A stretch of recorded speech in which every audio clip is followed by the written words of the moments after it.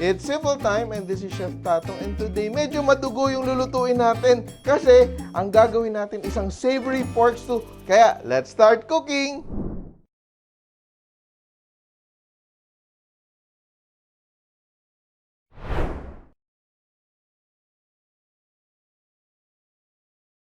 This recipe is part of the Simple Cookbook series where we try to make cooking as simple as ABC. And dahil dinuguan yung lulutuin natin today, meron ako ditong 1 kilo of pork blood or around 4 cups yung dami niya.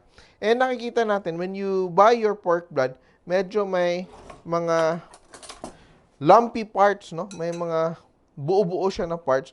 So it's very important that you strain it just in case may mga particles, mga hair follicles na nahalo sa blood. So, that's what we do. Dito lang tayo sa ating sink. Very important. Coagulated pieces of blood just to see kung may mga dumidikit na whatever particles that we don't want. Strain and rinse off. So when you plan to make dinugan, you better tell your suki ahead of time na magtabi siya ng blood for you, or you go very early para sigurado kang makuha mo siyang fresh.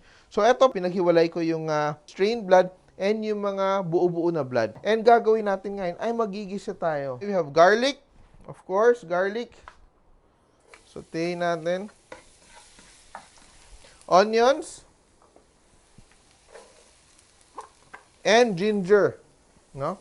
So we have ginger, a lot of ginger kami talaga when we make our dinugan. Kasi a lot of people don't like the metallic flavor of the blood. So, eto siya, gives it a very nice, fragrant aroma. And eto, meron akong chilies, so, which I cut diagonally. So, mga 2 to 3 chilies, yung siling pangsigang. Sauté natin. As we sauté, we will season with salt just to bring out the flavors of our recados. Yan, very important na magisa natin ng maayos. Bring out all the flavors, as much flavors as possible. Yan. Our baboy, we're using kasim here, cut into small pieces. We will saute that as well. I will season my pork as well para may flavor na rin yung ating baboy, no? So around the country, marami iba-ibang version ng dinuguan with different names. Sa amin sa Cebu, it's called dugo-dugo. But my mom used to call it chocolate soup para kumain kami mga bata. No? It was one of my favorite dishes. Yan. And we will add, of course, suka. What suka are we using? We're using Dato Puti vinegar. Yan. Always have vinegar when you're cooking dinuguan. And water. So, yung ginagawa natin dito, ang tawag dito ay sangkutsa. No? So, it's spark cooking. We want our pork to cook until tender before adding our other ingredients.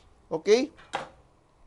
And I cover my wok. Let it simmer for 20 to 25 minutes until the pork is tender. So our pork has been simmering half the way, so mga 10 minutes. And I'm going to add lemongrass, tanglad. So I just smash it with my knife, yan, to release all the, oils. All the flavors from the tanglad. So we do that. And just tie it into a knot, no? Twist it. Yan. Tie it into a knot. Be sure to wash it, no? Don't use tanglad without washing it. Yan. Knot, we'll just trim off the ends. Yan. And just put it into our pork, no? Let it simmer and infuse its flavor. So let's continue to cook. So, I think our pork is tender enough. Yan. Medyo malambot na yung ating pork. Yeah. It's getting there. And it's time for us to add the blood. Yan. So, unahin natin yung nabubuo-buong blood. Solid blood. Yan. Mix it. Yan. Let it cook. Every region has their way of cooking dinuguan. Every family has their way of cooking dinuguan. I'm just trying to show you the very basic dinuguan. It's very important when you add your pork blood, you keep on stirring, no? Hindi pwedeng na gumagawa ka ng dinuguan and you just leave it to boil. So you don't want your pork blood to boil unless it is already cooked, no? So makita mo medyo red pa yung ating dugo. Yan. So, if you let your blood boil na hindi pa siya luto, nangyayari, nagiging grainy yung texture and magiging lumpy yung dinuguan mo.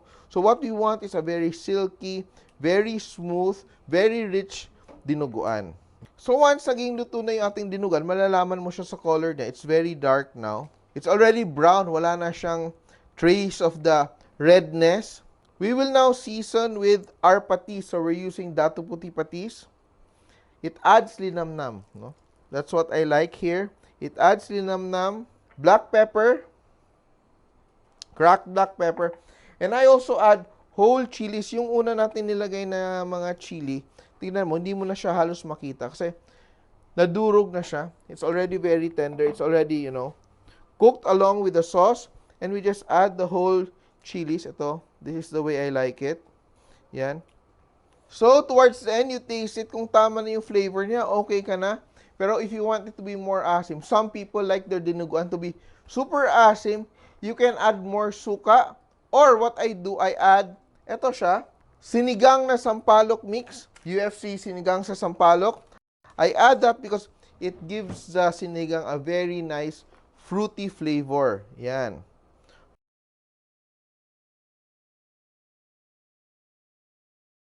And let's check on our dinuguan. It's been simmering for another 10 minutes. Ang pork natin sobrang lambot na. It has become very glossy and very dark ang color na ating dinuguan. And we're ready to serve our dinuguan. Look at that. Yan. A simple, straightforward dinuguan recipe for you. Made complete with puto on the side. Yan ang ating recipe for today. Our version of dinuguan. Try this at home and remember, kahit sino kaya magluto. Basta, simple!